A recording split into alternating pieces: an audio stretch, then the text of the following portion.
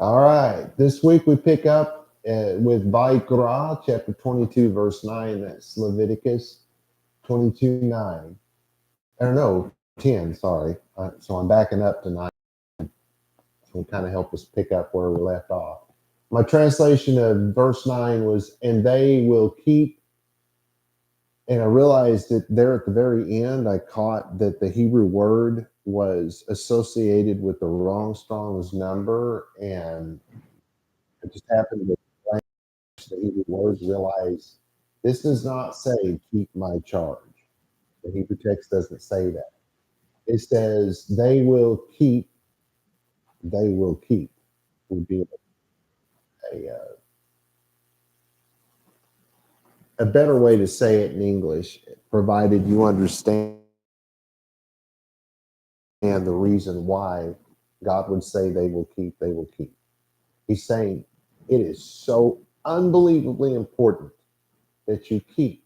Now, what do you keep? Well, let me back up a verse and see if it says, he will not eat something dead, speaking of a carcass, or torn by other animals. So still talking about an animal. It is impure. I am Yahweh. The rest of that sentence, because that's only part of it, and they will keep, such that they do not bear up sin and die from it. He's talking about these animals. Keep.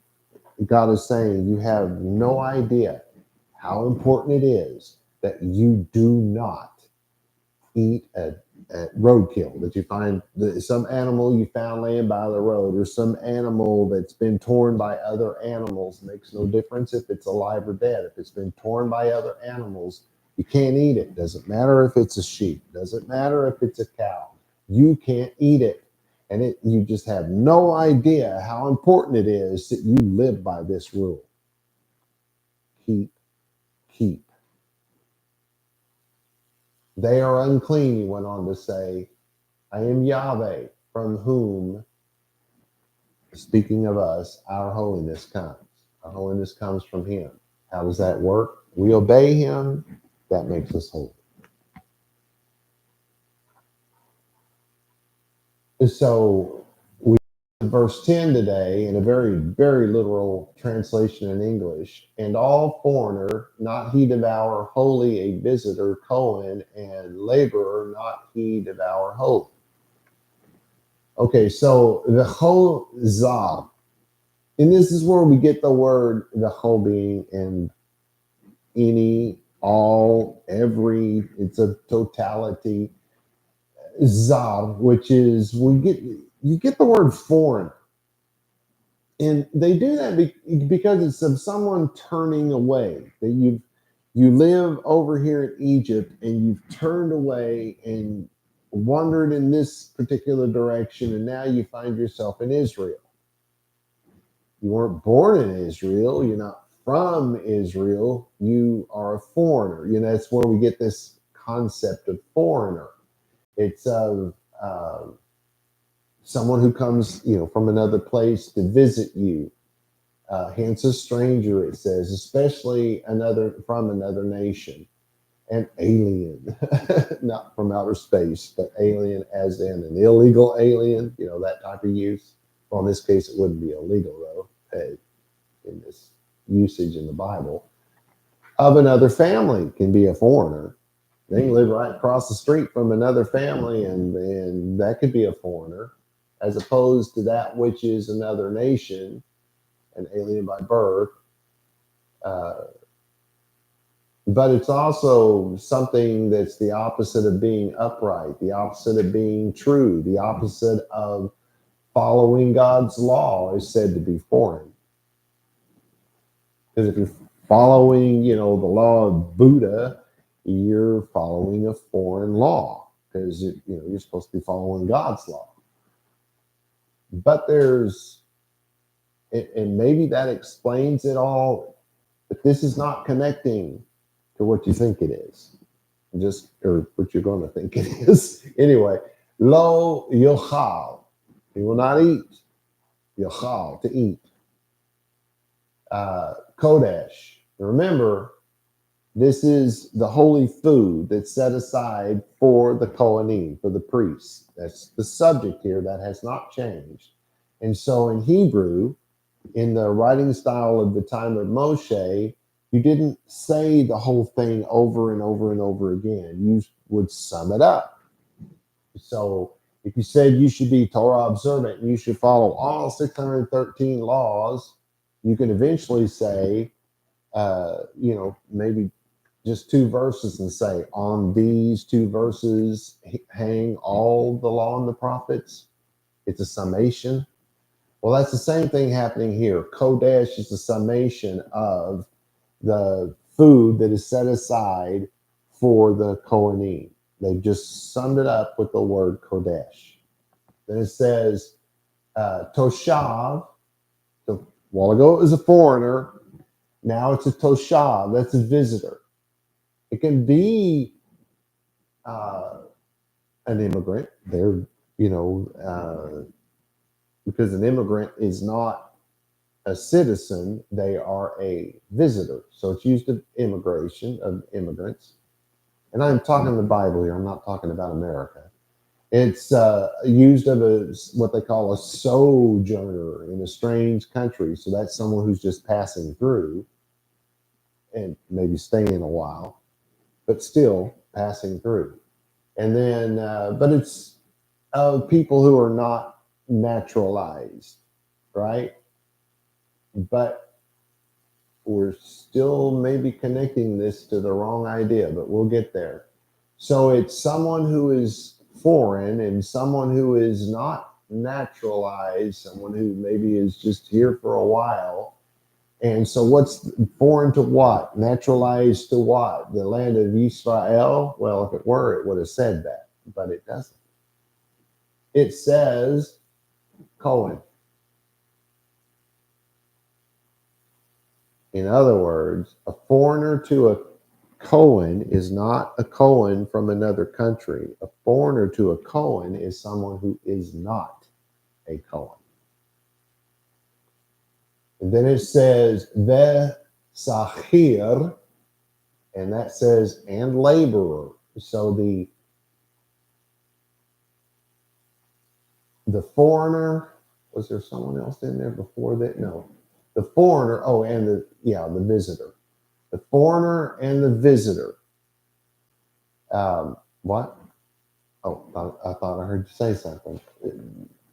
These two people, the foreigner, the visitor, not just you live down the road, you came up to visit your best friend. That's not what we're talking about. That was the sojourner.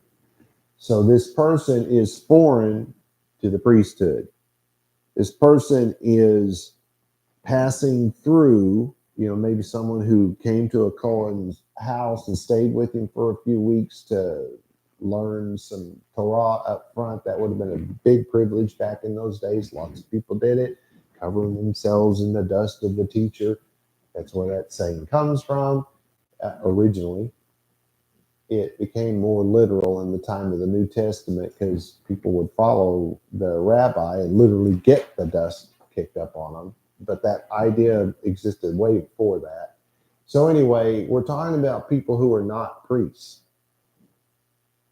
Then it says, lo yachal, they won't eat kodesh. It doesn't even say ha kodesh, it just says kodesh, the food that's set aside.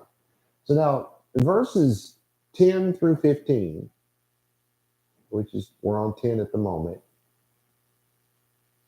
prohibit anyone, Jew or otherwise, they're prohibited to eat the holy food if they are not a Cohen. You have to understand that's what's happening here. It never said Ami, my people. It never said any derivative of Am. Never said any derivative of even Yisrael or Yerushalayim. You don't find any connection to that. The connection is to the priest, and you got to keep that in mind because that's what's happening here. So here's my translation. Hopefully I got it right. And absolutely no non-priest will eat the holy food.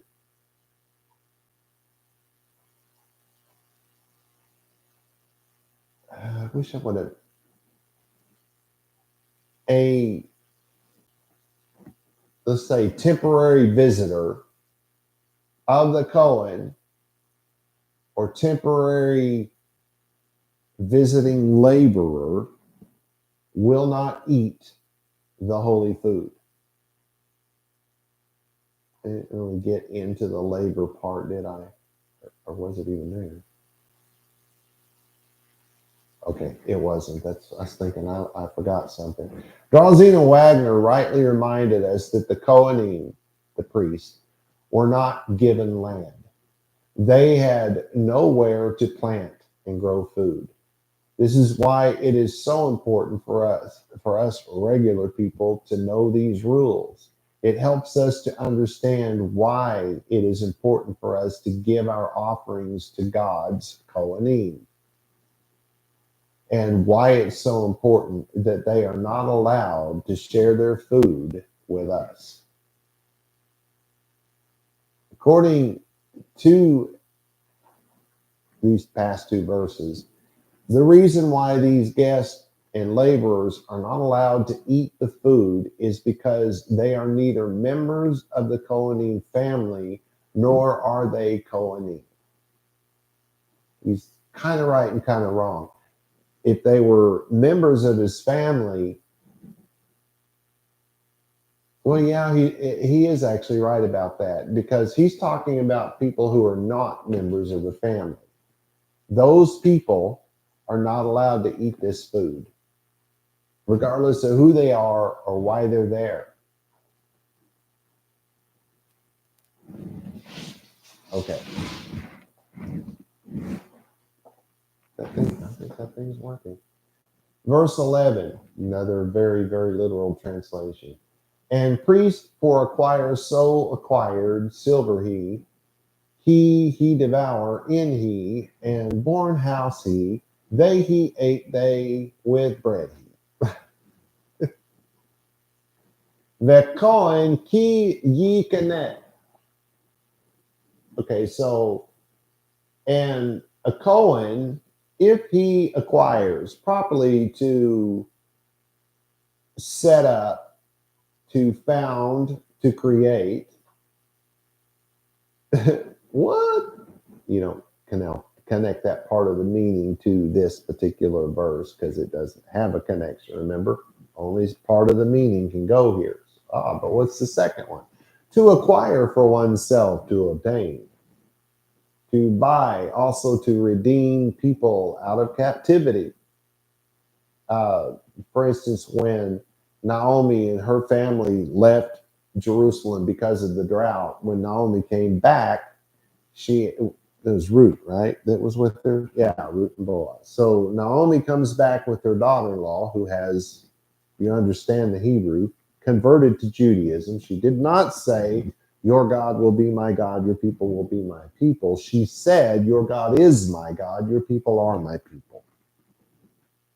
I wish people understood the difference between biblical Hebrew and modern. But anyway, so when Boaz wanted to marry Ruth, because she was not only now Jewish, she was part of that family that left and lost their land. He had to go back and purchase that land back for Naomi in order for him to purchase a wife, right? So did he buy that woman? Did he? No.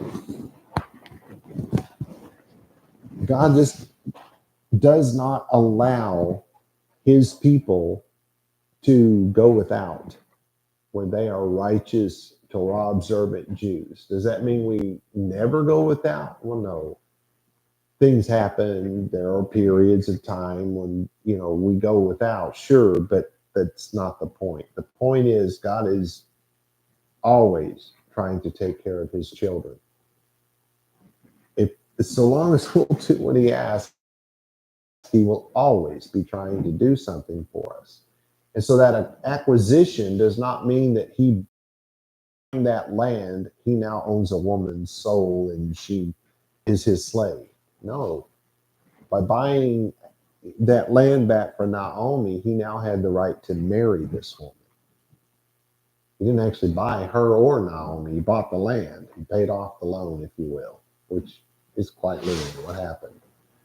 So it's saying, so if you acquire nefesh, now nefesh is the soul, the part of you that lives on, but it's also used in a way that where we could replace that with person. If you acquire a person, then it says kinyan, which is acquire, it's the same word, kaspo. You've acquired with silver, which in Hebrew does not mean you literally paid for it with silver. It's the word we would think of as just for money. But it is literally the word for silver. We should quit doing that. My computer does something a little weird. Then it says who, which is either he or it's, in this case it is, or it's the word for it, it, but it is he. He, yochal, and that's the word eat, bo, which is in it. It sounds like the word bo, which means come or go, but it's not. It's just a bait followed by a vav, and that's in it or in him. Could be that. Vilid, and that's to be born, so the child being born. Beto, so that's house his. Him, which is they, those, these. Yochlu, that's he eat, they, very literally, but it's they eat. Veloch or velachmo, with or in bread or with his bread. Maybe we could say it that way. All right. I know none of that made any sense, but the translation goes this way. And if a Cohen acquires a person, he acquires him with his money. And he, speaking of the acquired person, he will eat with him, speaking of the Cohen. The person who the Cohen just purchased will, in fact, eat with the Cohen. And those born in his house. So if you purchased with your money this person and you're a Cohen, that person you just acquired will eat your food.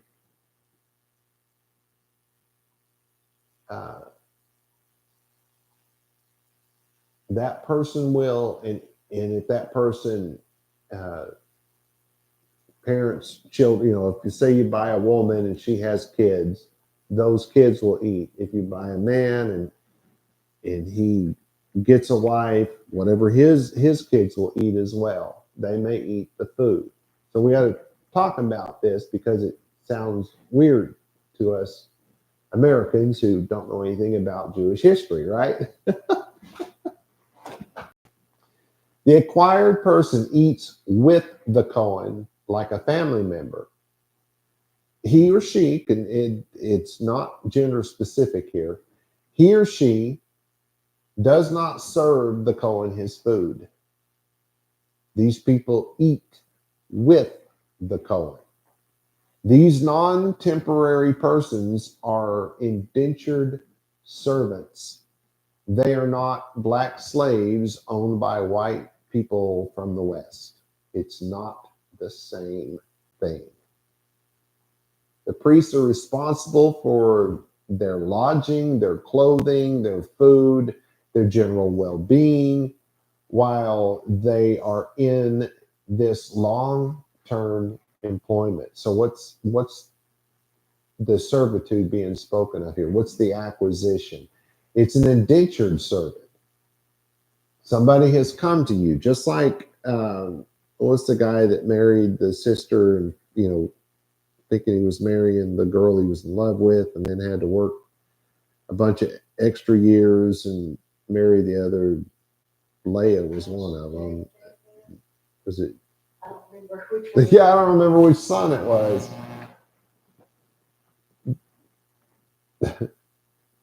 Okay, so you've got the story of this man in the Bible, and I cannot believe I can't think of who it is. I want to say Yaakov, but I can't be sure because my brain's not giving it to me.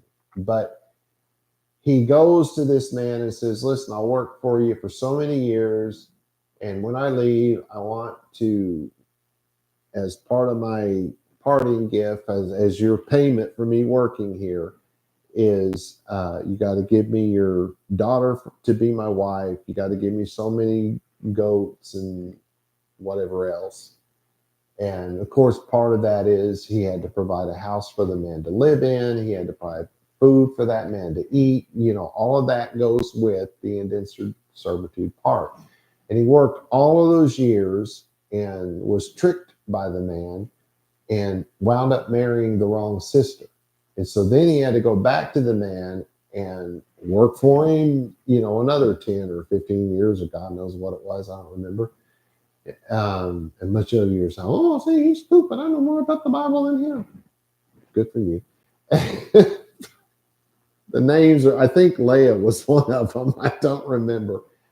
But anyway, he marries the wrong woman, has to be an indentured servant again. But at the end of it, he left. That's what the Bible talks about when it talks about acquiring a person. You don't own that person. That person has contracted with you to work a certain amount of time. Doesn't matter if it's 1 day, 1 hour, or 40 years, makes no difference. If the two of you enter into that contract, God's going to expect both of you to keep your end of it. So it's saying that when you have entered into a contract like this, that person is going to be treated like a family member, and any child born of that person will be as well.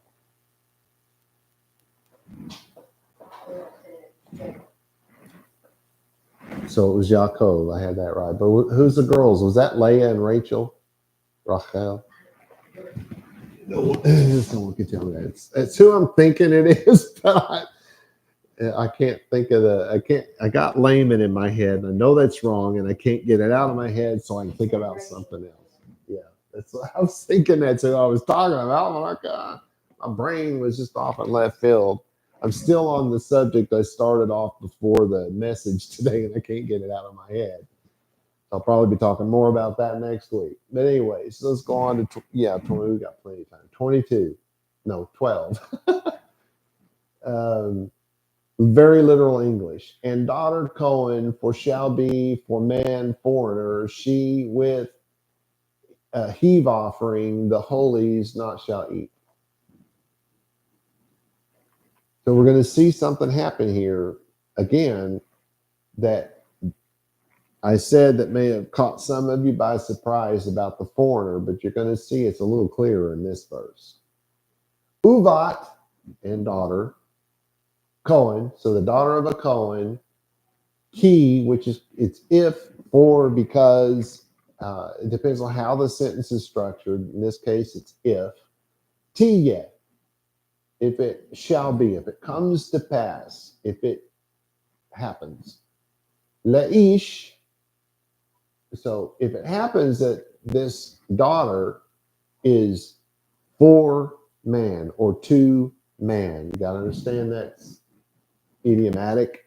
In other words, if she's engaged or even married, it's literally engaged here, but it can be used of being married. That's why the lamed is added to the front of the word that means man. She's for a man. In other words, she's set apart, she has been perhaps already purchased by this man. And then it says Zar, and it's not they talk about the drug czar and the this czar and the that czar, and they are using that word. A lot of people think that comes from Russia. No, it doesn't. That comes from Hebrew.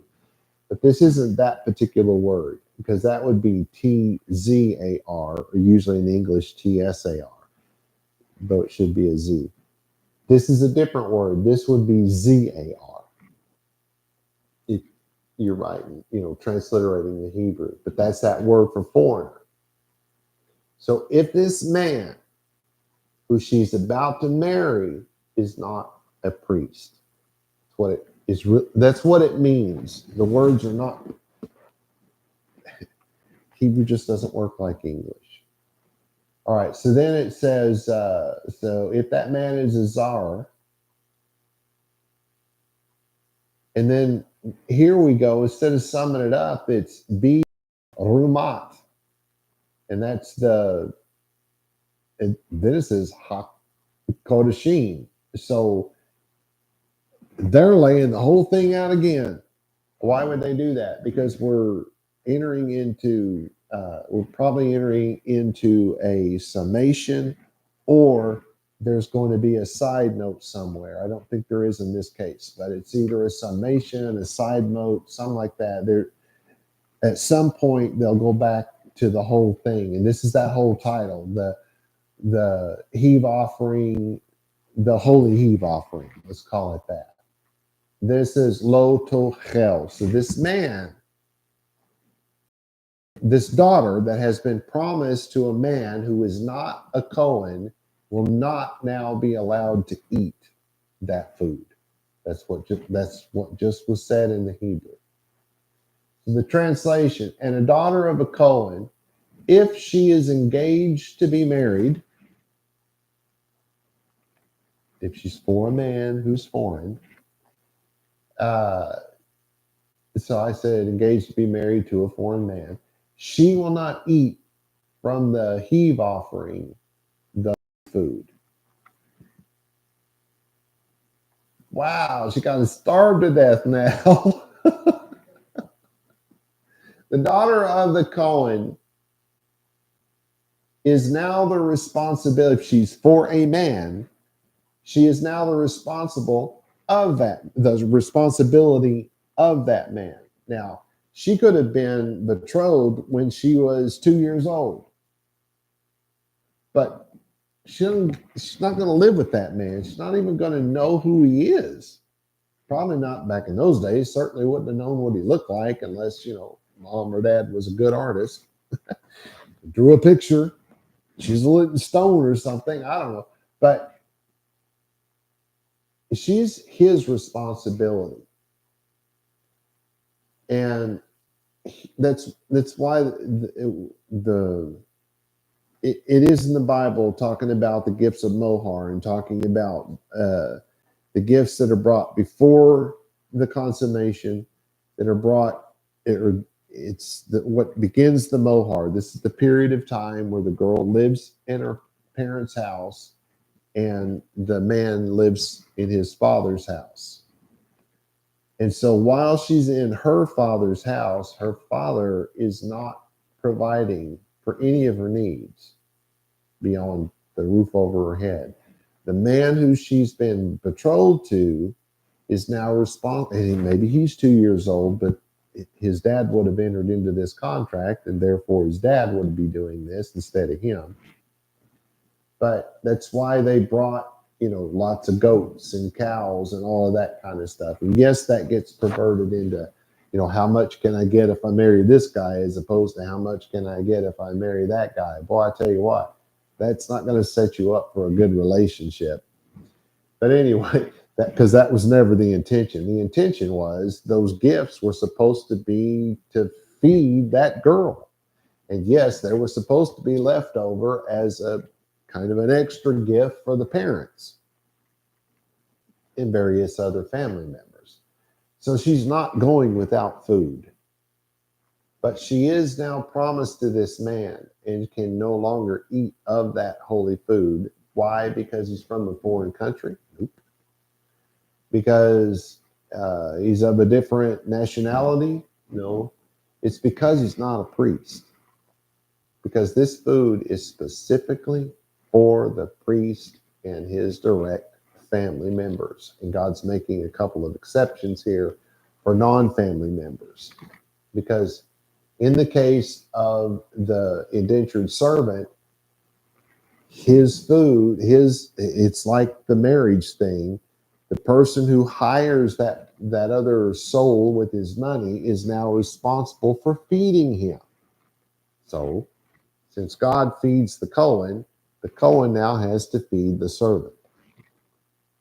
So it's important to know that they had no land. They couldn't grow food. Without land, where are you going to grow it? All right. Rashi rightly pointed out that if the daughter of the Cohen marries a Cohen, she'll still be allowed to eat the food. Well, he's right. It's kind of like, thanks, Captain Obvious on this one. But if he brought it up, it's probably because some argument broke out, around his circles saying, well, once a girl is for a man, betrothed to a man, she can't eat regardless of who she is. No, it said foreigner, in this case, non-Cohen. And so Rashi is quite right to say what he did. Oh. So we're going on to verse 13. Very literal, won't make a lot of sense probably. And daughter Cohen, for shall be widow, and divorced her, and seed none to her, and return her to house father her as youth her, from bread father her shall eat, and all foreigner not he devour in heat. It occurs to me, first, God made the rules about if a woman is for a man, that man is responsible for that woman, regardless of when the engagement started. That makes no difference. And even then, if a man comes to another man and says, hey, I want to betroth your 2-year-old daughter to my 2-year-old son, well, they both know that until they're of age, they're not going to probably even meet each other. They're not going to shake hands. They're not going to kiss. They don't get to know each other. But the girl's 2 years old, the boy's 2 years old. So when the time comes for the boy to go get his bride, who his dad has been paying for all of these years, if that girl takes one look at him and says, I am not marrying that boy, that father who's been paying for that daughter all those years is just out of the money. He gets nothing out of the deal. Those parents are not responsible for paying him back. So how often do you think a Jewish girl was betrothed as a child? Not much, if at all. Anyway, just thought I'd point that out. But it talks about, I think in this verse, we're going to really start to see the love of God here. Because it starts off uvat, so and daughter Cohen. So and the daughter of the Cohen, he, tia. So if it is what it is. If she becomes a widow, almana, if she becomes a widow, ugerusha, or he divorces her. This woman was set aside for this non-priest for whatever reason. Obviously, it's okay for a priest's daughter to marry a non-priest. Apparently, that's okay because God's setting up the rules for how she's to be taken care of. But if he divorces her, it says, uge rusha, I just said that, and divorce her, the zera, and so that's, in this case, would be a child, ain la. So she didn't have children. So if he divorces this woman and they've not had children, veshava, and she is returned to her father, because if he divorces her, he'll have to return her to her father. El beit, to her father's house. Aviha. Yeah, I keep getting ahead of myself because that's father. So if he returns her to her father's house, now we're all caught up, I think.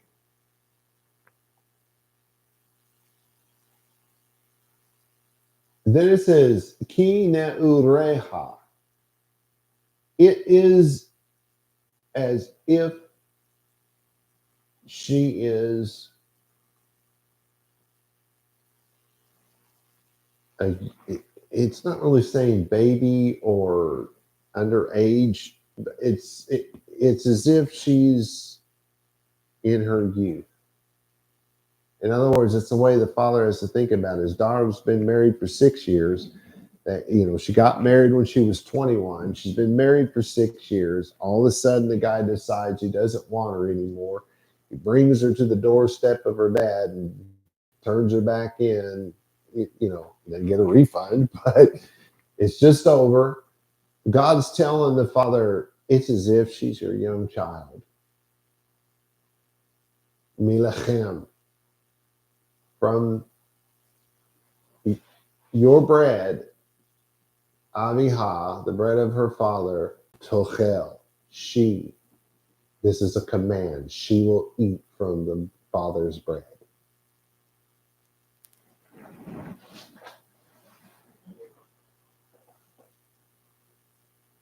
Whole zar lo. So, and all the non-priest in this case, not our in it, which I know doesn't make a lot of sense there, but let's read it out.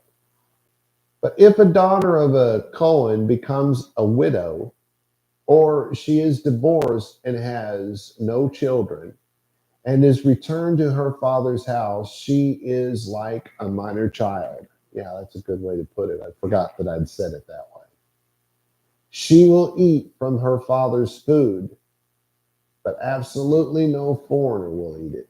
No non-priest will eat it. So God's reiterating what was said, which is why the whole thing was put back in there. Do you remember that? The whole title instead of the summation? Because God is going to reiterate this. Something's buzzing.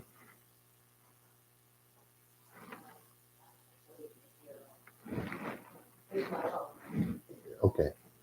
Verse 14, very literal again. And man, for he devour wholly in error, and again fifth he upon him, and give the Cohen the holy. So veish, and a man, ki yachol. So if he eats kodesh, back to the summation is not the right word. Back to the condensed version of the title here, the holy food for the Cohen. We've condensed it back down to one word. Bishigaga. If he does, is who was this man? Just any man? And if a man who eats the holy food set aside for the priest in error, so it's any man that happens to you're at a picnic and the priest brought some food and it's on the picnic table and you thought it belonged to Joe Schmo and you run over there and grab you a bite because you're hungry and whoops, you just take the holy bread. Lightning's coming. Nope, that's not what God's doing. Ve'asaf, which is literally and again. And then it says Hamishito, 15. So what's being said here? This is alav, upon him. It means that he now has to pay back the price of however much bread he ate. Maybe he ate a whole loaf, you got to pay the price of a loaf. Maybe he ate a quarter of a loaf, you got to pay the price of a quarter loaf. And a fifth more. Then it says, Venatan, and give la Cohen. You're going to give it to the Cohen. It's not going to be a donation to his synagogue. It's going to go directly to him because that was his food that you took, not the synagogue's. Oh, there it goes again. Et HaKodesh. You're going to pay it back to the Cohen, probably because the food was the holy food. All right, so the translation becomes, and if that I shouldn't say that. If any man eat from the holy food in error, he will give an amount equal to the price of the food he ate, plus 1/5 more to the Kohen, because it is the holy food set aside for the priest. Haskani wrote that the penalty was the price of the food he ate plus a 25% penalty, which comes to 1/5 of the total. Or do that. Can someone tell me how that math works? I swear, this is the second time, isn't it? In just this chapter, he was like, "What is?" I guess Donna said it. It's that new math, that they're teaching all the kids. Us old people don't understand it. Okay, and maybe it makes sense. I don't know. All right, so 15. And not he defiled they, holy's children Yisrael, that he raised they to Yahweh. So, velo yechalu et kadshe b'nei Yisrael, right? Yeah. So, the velo is, and not is the negative article, and then it's yechalu, to perforate, pierce through, wounded, that kind of thing. But this is loose, to let go. Um,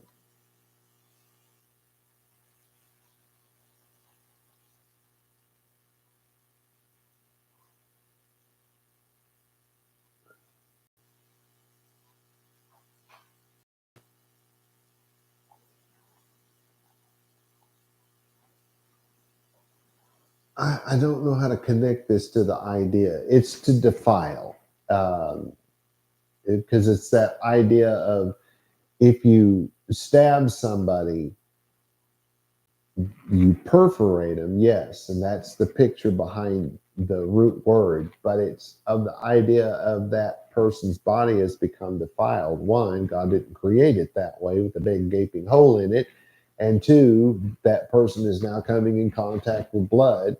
Even if it's that person's own blood, you're still not supposed to touch blood. So you got this whole, it's difficult. I wish they would have given me a little more to work with on the definition here, but think of it as something has been defiled. It's no longer holy. And in this sense, it says kadshe. Well, that's holy in plural. Then it says B'nai Yisrael, so the children of Israel, Asher Yarimu, literally he raised they. It's to lift up oneself, to rise. Metaphorically, the heart is lifted up. If you're full of pride, they say your heart is lifted up. Or even if your eyes are lifted up, that's still speaking of pride. But it's also to triumph over an enemy. It's used that way, and that's not prideful. It's just that you've lifted up your power against the enemy and won.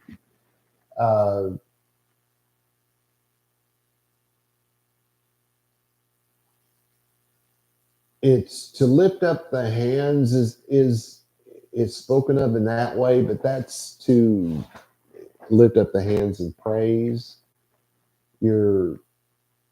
Because the arm is thought of as the strength and the power, but you're lifting those up to praise God, showing him you have no power. It's that sort of a thing. Anyway, that's enough of that. And this is La Yahweh, so it's to God. And the B'nai Yisrael will not defile the holy food. But it's in plural. There's a reason for that. I didn't put it in plural in English, but it's in plural in Hebrew for a reason. They will not defile the holy food that is raised to Yahweh. And so this holy food, part of the whole process, I don't remember if we I think that's in the next chapter. I've already translated and gone through it, and I get confused. What have I already talked about this, or was I going to talk about this? It gets a little mixed up in my head sometimes. So I don't. I think it's in the next chapter, or we're going to talk about this. But the holy food, God's talking about who can eat it and who can't. He's never said where it comes from, at least not in this chapter, not yet. And so, again, I think that's in the next chapter. We may get to some of it in this chapter. I don't remember because I'm way ahead of this and don't remember what I put here. But that's, anyway, part of when they get this food is that they do a wave offering, lift it up before God. And that's what's being referred to here. Okay. Verse 16. And make lift up they them guilt in eat they, holy them, for I Yahweh from holy them. So it starts off with vehisiu, and that's I'm trying to see asa on this word. I guess you can if it's in Hefil. Anyway, yeah, because it's Hefil or Hefil. Hefil, I think. To take up, to lift up, to express the idea of raising up. So it's asa. The image that Jusinius gave was that Noah's Ark was not raised with a cane, or they didn't slide it off the dock and let it fall into the water like the bishops are made today. What happened was he built it right there on the ground, and when the waters came in, they lifted up that ship and they carried it away. And so that's the image behind Asa. But this is of making it happen. So God made that water lift that boat. Then we have Otam, which is just a pointer to them. Avon, so this is perversity, depravity, a depraved action, a crime, a sin.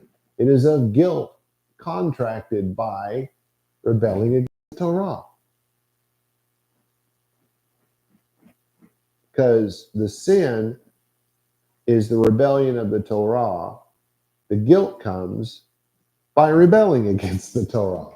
Hopefully I broke that up for you good. Ashma, which is essentially the same, it's a different word with the same meaning, to contract guilt. It's your fault, you did it, so now you're guilty. Be'achlam, that's achal, that's the word to eat. So they contracted the guilt because of the eating of Ikad Shechem, the holy, I'm guessing food here. Ki ani Yahweh, for I am Yahweh, me kadasham. So your holiness comes because of God. By us living out God's law. He gave it to us, we live it out. So our holiness comes from God, not from what we did, or from the fact that God gave us a way to live a certain way, and by doing so, our holiness comes from Him. That really isn't because of what we've done. We have to do it to be to be in right standing with Him, but that's not where the holiness comes from. That's not where the righteousness comes from. That's not where eternal life comes. You can't buy your way in, but you do have to do the works. Anywho, so my translation, and lift up their guilt, requiring a guilt offering, because they ate the holy food, for I am Yahweh, from whom their holiness comes. So you realize this is the rest of the sentence, right? This is the back half or back third of the sentence here. We left off with, and the children of Israel will not defile the holy food that is raised before Yahweh, and lift up their guilt, because if they do it, they become guilty, and require a guilt offering. That's what this verse is saying, because they ate the holy food. It's broken up into two sentences, and it's one sentence. And so it becomes kind of hard to follow when you don't put them together. Some of the sages and rabbim have been confused as to whom becomes guilty, the Bnei Yisrael or the Kohanim.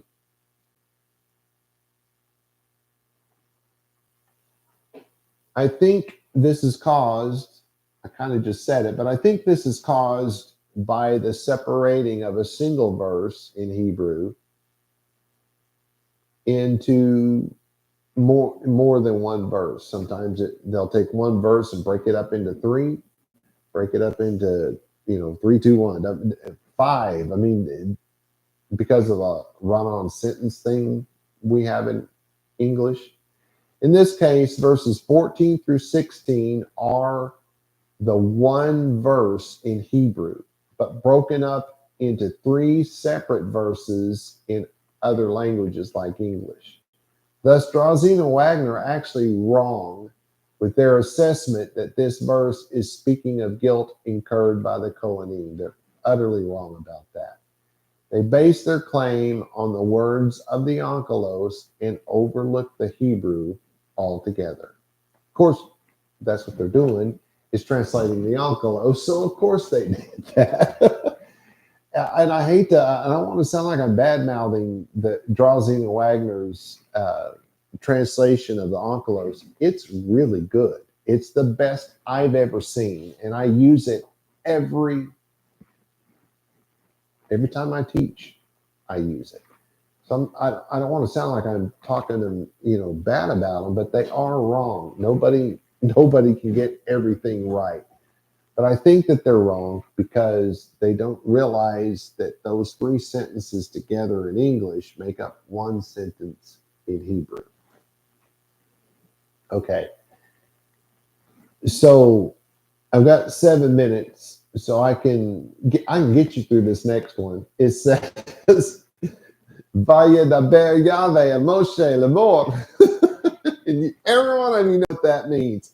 And Yahweh spoke to Moshe saying, so what's happening? We're going to start with not a new subject, but perhaps a new topic. And we will do that next week.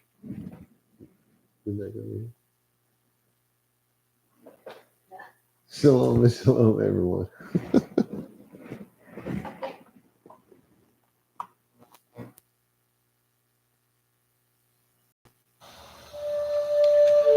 The blessing, vaYiqra. Yevarecha Yahweh v'yish merecha. Ya'er Yahweh panai v'lecha v'hunecha. Yisa Yahweh panai v'lecha v'yasim lecha shalom. And in English, may Yahweh cause you to lie down so that you may rest. May he touch and caress you. May he prepare you for what is ahead. May he watch over you. May he keep you from harm. May he cause goodness to grow in you and take away the bad. May he arrange your life and cause you to flourish. May he cheer you up and gladden your heart. May he cause his light to shine through you. May he show you tenderness and favor and love in his presence.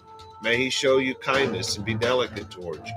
May he show you his generosity, mercy, compassion, and desire for you as it comes forth from the depths of his soul. May he lift you out of your pit and deliver you from the things that hold you prisoner. May he draw you to his chest and cast his eyes on yours. May he show you his love and desire for you as he cradles you in his arms. May he bear your punishment and pardon you of your sin. May he take you for his bride. May he establish a foundation in you. May he place his name on your heart and mind and make your body his temple. May you be his treasure. May you always be on his mind. May he draw you near and comfort you when you are afraid. May he assure you there is nothing to fear because he is with you. May you and all that concerns you be at peace because he is your friend. Amen.